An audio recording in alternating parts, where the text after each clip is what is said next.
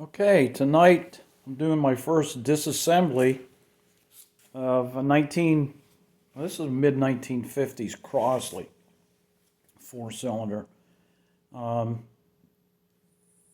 These engines were built from the 40s up through the 50s. They're quite small. As you can see, the generator on it is almost 1/4 the size of the engine, and this tiny little valve cover. Okay, these engines are pretty unique. They had a cast iron cylinder assembly.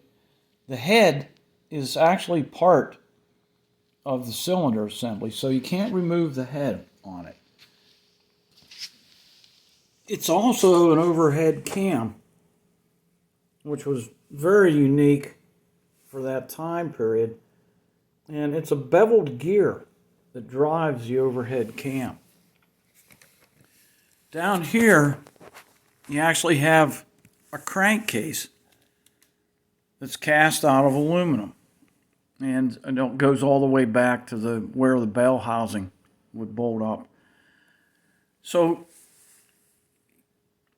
you've got a marriage here of a cast iron cylinder assembly to an aluminum crankcase.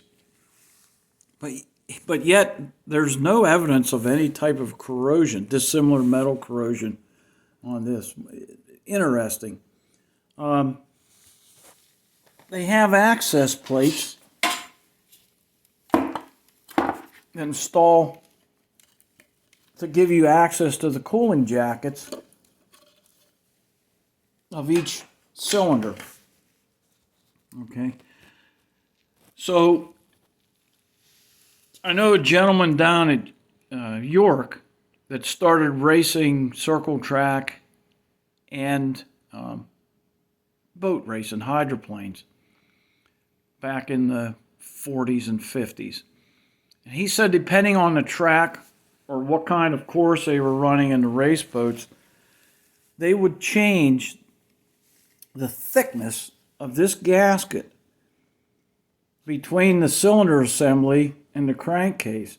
By doing so, they changed the compression ratio of the engine. That way, they could either change it for more torque or for more horsepower. I don't know how they did it, like between races or anything, because to access this, let me get a light here. To remove this cylinder assembly from the crankcase is no small task. You can see the nuts down in between the cylinders. You're only going to be able to turn those things like maybe a half a turn with a box end wrench. Yeah, I don't know about that, unless there's a shortcut. Here's the clutch assembly.